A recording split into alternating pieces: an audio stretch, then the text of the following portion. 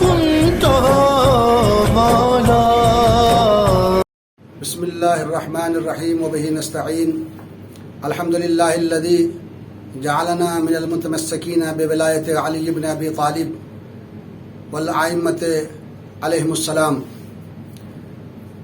عید غدیر خم کی فضیلت کے حوالے سے ہم آپ کے سامنے کچھ عرض کرنا چاہتے ہیں.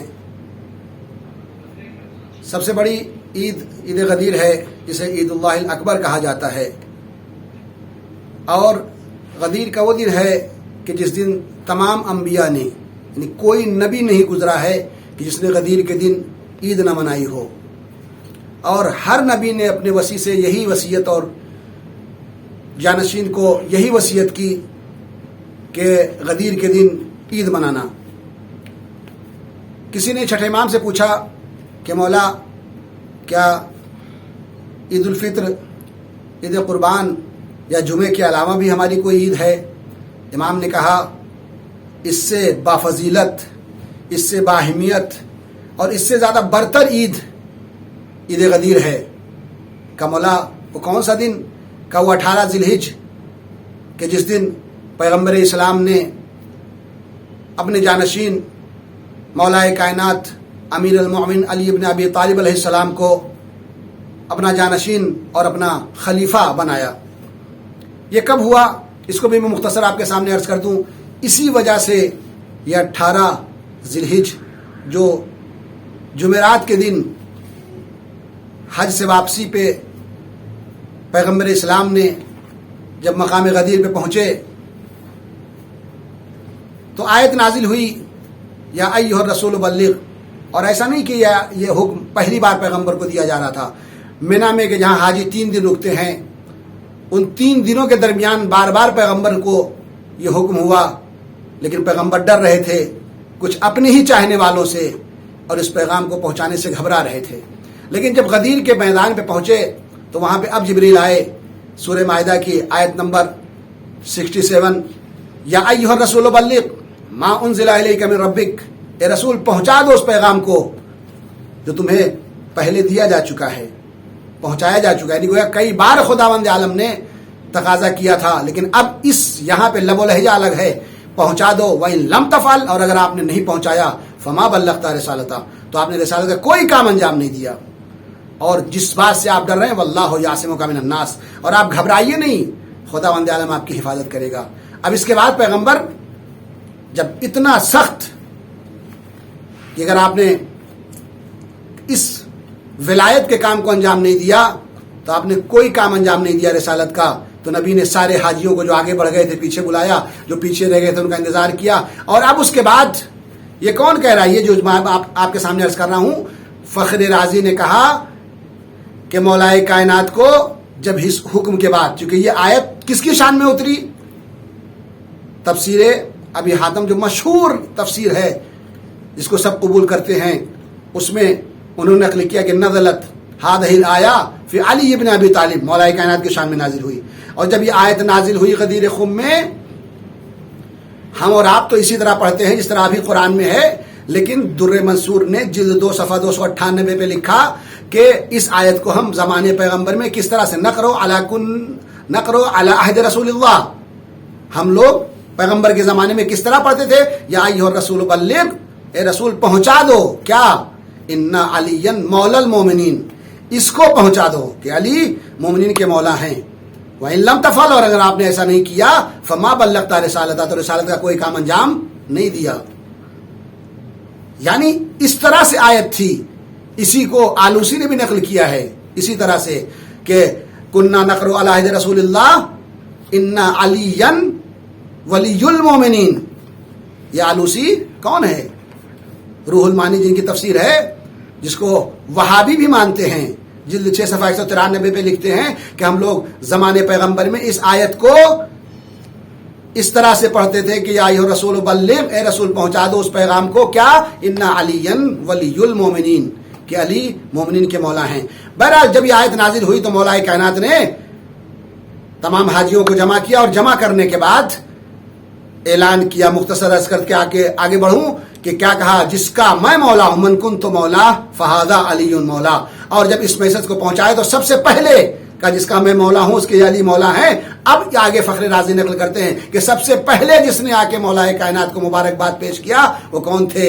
عمر بن خطاب، جو بعد میں خلیفہ دوم بنے. کیا کہا؟ بخن بخن لکا ابن ابی طالب، اے علی ابن ابی طالب آپ کو مبارک ہو. اور جیسے ہی انہوں نے مبارکباد پیش کی فوراً قرآن کی آیت دوسری، الیوم اکملت لکم دینکم واتممت علیکم نعمتی ورضیت لکم الاسلام دینا، یہ آیت نازل ہوئی کہ آج میں نے دین کو کامل کر دیا. یہ اتنی بڑی عید ہمارے لیے کہ جب مبارکباد کے بعد یہ آیت نازل ہوئی، پیغمبر نے سب کو مبارکباد پیش کیا. اور اس کے بعد تاریخ بغداد میں ہے کہ اب اس خوشی میں جو شخص 18 غدیر کو روزے رکھتا ہے، من ساما یوما 18 من ذی الحج، جو 18 ذی الحج کو روزے رکھتا ہے اس کو 60 سال کے روزے کا ثواب ملتا ہے. یہ کون کہہ رہا ہے؟ یہ فخر رازی کہہ رہے ہیں. تاریخ بغداد میں بھی آپ دیکھ سکتے ہیں کہ کہا جو اگر چاہتا ہے کہ 60 سال کے روزے کا ثواب ملے تو وہ غدیر کے دن روزہ رکھے. اتنی بڑی فضیلت کہ ہمارے سارے ائمہ نے کہا کہ سب سے بڑی عید غدیر کا ہے، غدیر کا دن ہے. سب سے بڑی عید ہماری غدیر کی عید ہے. لہذا اس دن ہمیں کیا کرنا چاہیے؟ یہ تو ہوگی اس کی فضیلت کی، اتنی اہم فضیلت ہے غدیر کی. اب کچھ اعمال ہیں جو میں آپ کے سامنے عرض کروں کہ اس دن ہمیں کون سی چیز انجام دینا چاہیے. عید سب سے بڑا عمل، ہم ایک دوسرے کو عیدی دیں. عام دنوں میں عیدی دیتے ہیں، عیدی دینے کا کتنا بڑا فائدہ ہے. آپ عام دن میں 1 روپیہ دیتے ہیں تو 1 روپے کا 10 روپیہ آپ کو ثواب ملتا ہے. لیکن عید کے دن 1 درہم اگر آپ کسی کو دیتے ہیں تو 1000 درہم کا ثواب ملتا ہے. خوشبو لگائیں، نئے کپڑے پہنیں، عید منائیں، اور عیدوں سے افضل یہ عید ہے. ہم اور آپ اس سے غافل ہیں. روزہ، جیسا کہ ہم نے عرض کیا، امام فرماتے ہیں جو شخص غدیر کے دن روزہ رکھتا ہے، خوشی میں روزہ رکھتا ہے غدیر کے دن، اس کو خداوند عالم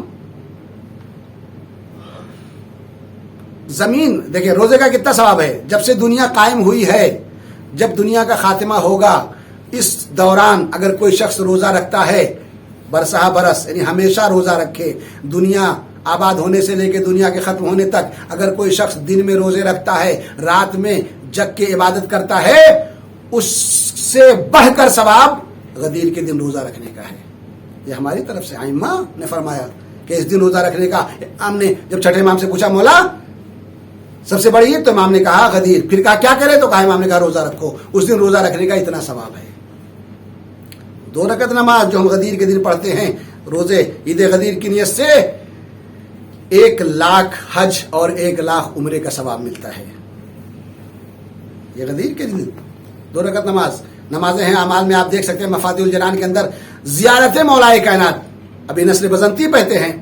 ابی نصر بزنطی امام رضا علیہ السلام کے صحابی امام کے پاس پہنچتے ہیں، مولا غدیر کے دن کیا کرنا چاہیے؟ کہا کوشش کرو جہاں بھی ہو اپنے آپ کو نجف پہنچاؤ مولا کائنات کی زیارت کے لیے. اس زمانے میں ہمارے لیے میسر نہیں ہے، جو جا بھی سکتے تھے وہ بھی آج کل نہیں جا سکتے ہیں. لہذا ہم اور آپ کو کیا کرنا ہے؟ جہاں بھی ہوں وہیں سے مولا کائنات کی زیارت پڑھیں. غسل کرنا، روزے رکھنا، نماز پڑھنا، اور سب سے بڑا عمل اور سب سے بہترین عمل جو مولا کائنات کی ولایت کے اعلان کے دن کہ واقعی جس سے شہزادی بھی خوش ہوتی ہے، جس کی دفاع کے لیے شہزادی نے اپنے کو قربان کر دیا، یہی ولایت کا مسئلہ تھا. اسی ولایت کو ہم دنیا میں جتنا ہو سکے دنیا والوں تک پہنچائیں. سب سے بہترین اور سب سے بڑا عمل غدیر کے دن کیا ہو سکتا ہے؟ اس کورونا مہاماری کے زمانے میں مولا کائنات نے کہا، امام فرماتے ہیں کہ روزے غدیر ایک مومن کو کھانا کھلانا ایسے ہے جیسے اپنے تمام انبیاء اور تمام شہداء کی دعوت کی. کتنا بڑا عمل ہے. اس زمانے میں لوگ بھوکے مر رہے ہیں اور بھوک کی وجہ سے پریشان ہیں، اور اس وقت بعض لوگ خودکشی کر رہے ہیں. خودکشی کے ساتھ ساتھ آپ کے لیے کتنی بڑی فضیلت ہے، چونکہ بہت سارے ایسے دن ہیں جس دن عمل کی فضیلت بڑھ جاتی ہے. زمان و مکان کے اعتبار سے میں مثال دے دوں آپ کے سامنے. مکان کے اعتبار سے آپ گھر میں 2 رکعت نماز پڑھیں، 2 رکعت کا ثواب آپ کو 2 رکعت ملے گا. لیکن اگر یہی نماز آپ مسجد کوفہ میں پڑھیں تو آپ کو 1 رکعت کا ثواب 500 رکعت کے برابر ہے. مولا کائنات کے حرم میں پڑھیں 1 لاکھ رکعت کے برابر ہے. اسی طرح آپ اگر غدیر عام دنوں میں صدقہ دیتے ہیں 1 درہم کا آپ کو 10 گنا ثواب ملے گا. لیکن غدیر کے دن صدقہ دینا 1000 درہم کے برابر ہے. لہذا ہم اور آپ کوشش کریں کہ غدیر کے دن جتنا ہو سکے مومنین کو خوش کریں، عیدی دے کے، کھانا کھلا کے، اور اہل بیت کو خوش کریں. آج کے دن ہماری سب سے بڑی عید ہے. انشاءاللہ خدا سے دعا کرتے ہیں کہ معبود ہم سب کو بہتر سے بہتر غدیر منانے کی توفیق عطا فرما. وآخر دعوانا ان الحمدللہ رب العالمین.